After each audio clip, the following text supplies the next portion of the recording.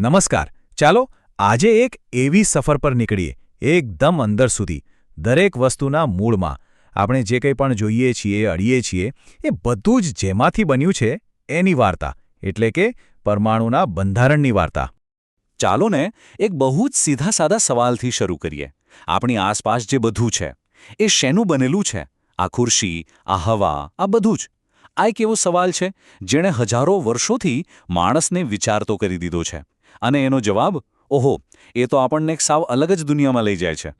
તો ચાલો શરૂ કરીએ આ વાર્તાનું પહેલું પ્રકરણ. એક એવો સમય જ્યારે પરમાણુનો આખો વિચાર ફક્ત એક કલ્પના હતો, બસ એક આઈડિયા. આ કોઈ એક બે દિવસની વાત નથી હો. જરા આ ટાઈમલાઈન પર નજર તો કરો. સદીઓ લાગી ગઈ છે.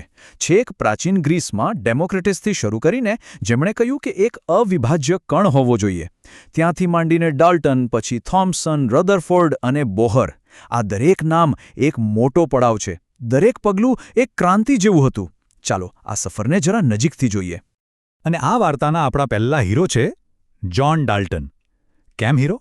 કારણ કે એમણે જ પહેલીવાર પરમાણુને માત્ર એક વિચારમાંથી બહાર કાઢીને એક પાક્કા વૈજ્ઞાનિક સિદ્ધાંતનું રૂપ આપ્યું. આ ખરેખર એક બહુ મોટી વાત હતી, જેણે આધુનિક કેમિસ્ટ્રીનો પાયો નાખ્યો.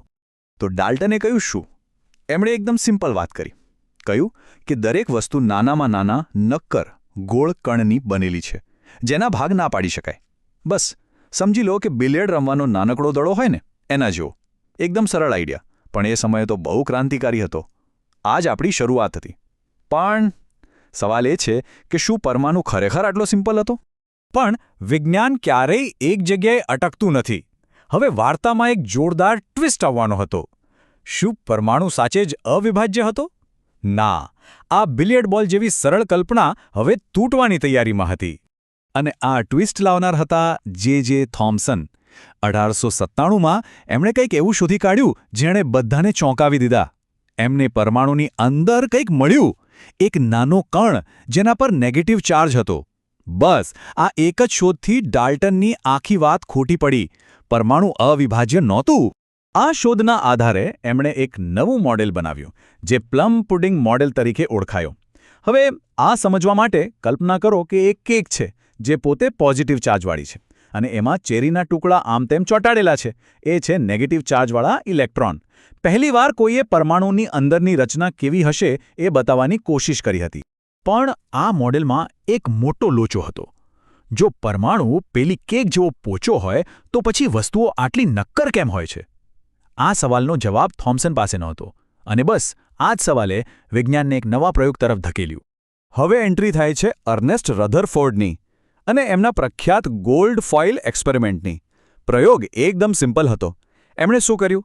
સોનાનો એકદમ પાતળો વરખ લીધો અને એના પર આલ્ફા પાર્ટિકલ્સનો મારો ચલાવ્યો. આલ્ફા પાર્ટિકલ્સ એટલે સમજી લો કે નાની નાની પોઝિટિવ બુલેટ્સ. હવે અપેક્ષા શું હતી? સિમ્પલ. જો પરમાણુ કેક જેવો પોચો હોય તો બધી બુલેટ સીધી આરપાર નીકળી જવી જોઈએ, બરાબર ને? પણ થયું કંઈક એવું જેની કોઈએ કલ્પના પણ નહોતી કરી. રધરફોર્ડે પોતે શું કહ્યું ખબર છે? એમણે કહ્યું, આ તો એવું થયું કે જાણે તમે એક ટિશ્યુ પેપર પર તોપનો ગોળો મારો અને એ પાછો ફરીને તમને જ વાગે. મતલબ એ કેટલા આશ્ચર્યમાં હશે એનો અંદાજ લગાવી લો. જુઓ, આ સ્લાઇડ પર આખી વાત સ્પષ્ટ દેખાય છે. ધાર્યું તું શું કે બધા કણો સીધા જ નીકળી જશે. અને થયું શું? મોટાભાગના તો નીકળી ગયા, પણ અમુક કણ કંઈક સાથે અથડાઈને પાછા ફેંકાયા. આ કોઈ નાની સૂની વાત નહોતી. આ એક ક્ષણ હતી જેણે પરમાણુ વિશેની આપણી આખી સમજને જડમૂળથી બદલી નાખી. આ અણધાર્યા પરિણામ પરથી રધરફોર્ડે એક ક્રાંતિકારી તારણ કાઢ્યું. એમણે કહ્યું કે પરમાણુની વચ્ચોવચ્ચ કંઈક બહુ જ નાનું અને ભારે છે, એક પોઝિટિવ ચાર્જવાળું કેન્દ્ર, જેને નામ આપ્યું ન્યુક્લિયસ. પરમાણુનું લગભગ બધું જ વજન આ નાનકડા કેન્દ્રમાં છે, અને બાકીનું બધું જ ખાલી જગ્યા છે. વિચાર કરો. સારું, તો હવે આપણને ન્યુક્લિયસ તો મળી ગયું, પણ આનાથી એક નવો સવાલ ઊભો થયો. જો પોઝિટિવ ન્યુક્લિયસ વચ્ચે હોય તો પછી પેલા નેગેટિવ ઇલેક્ટ્રોન ક્યાં છે? એ શું કરે છે? રધરફોર્ડના મોડેલની સૌથી મોટી સમસ્યા આ હતી. જુઓ આ ચિત્ર.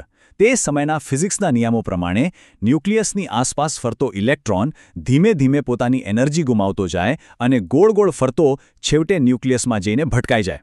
જો આવું થતું હોય તો દુનિયાની કોઈ વસ્તુ ટકી જ ના શકે, બધું જ નાશ પામે. પણ આપણને ખબર છે એવું થતું નથી. અને આ ગૂંચવાડાનો ઉકેલ લઈને આવ્યા નીલ્સ બોહર. એમણે એક જબરજસ્ત આઈડિયા આપ્યો. એમણે કહ્યું કે ઇલેક્ટ્રોન મન ફાવે ત્યાં નથી ફરતા. એમના માટે ખાસ રસ્તાઓ એટલે કે કક્ષાઓ ફિક્સ છે અને જ્યાં સુધી ઇલેક્ટ્રોન પોતાની કક્ષામાં ફરે છે ત્યાં સુધી એની એનર્જી ઓછી નથી થતી. આ વિચારે ક્લાસિકલ ફિઝિક્સના નિયમોને બાજુ પર મૂકી દીધા અને ક્વોન્ટમ ફિઝિક્સ માટે દરવાજા ખોલી નાખ્યા. પણ વાર્તા અહીં પૂરી નથી થતી. વિજ્ઞાન તો સતત આગળ વધે છે. બોહરનું મોડેલ પણ ફાઇનલ નહોતું. તો ચાલો હવે સીધા આજના સમયમાં આવીએ, જ્યાં પરમાણુની દુનિયા હજી પણ વધુ અજીબ અને રસપ્રદ છે. આજનું જે લેટેસ્ટ મોડેલ છે એ છે ક્વોન્ટમ ક્લાઉડ મોડેલ. અહીં જુઓ, આ કોઈ ચોક્કસ રસ્તો નથી, પણ એક ધુમ્મસ જેવું છે. આનો અર્થ એ છે કે ઇલેક્ટ્રોન કોઈ ફિક્સ રસ્તા પર નથી ફરતો. એ તો એક સંભાવનાના વાદળમાં હોય છે. એટલે કે આપણે એવું કહી શકીએ કે ઇલેક્ટ્રોન અહીં ક્યાંક હોઈ શકે છે, પણ પાક્કું ક્યાં છે એ કહી ના શકાય.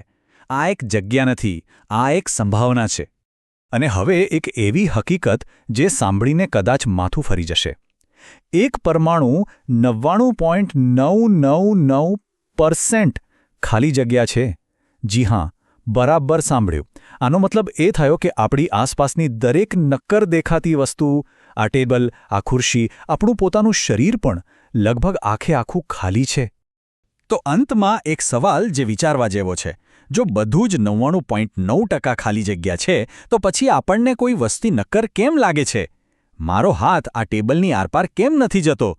આનો જવાબ ઇલેક્ટ્રોન વાદળો વચ્ચે લાગતા ફોર્સમાં છે. પણ આ સવાલ આપણને યાદ અપાવે છે કે આપણે જે દુનિયા જોઈએ છે એ કેટલી અજીબ અને અદ્ભુત છે. વિજ્ઞાનમાં હજી પણ આવા કેટલાય રહસ્ય શોધવાના બાકી છે. આના પર વિચારતા રહેજો.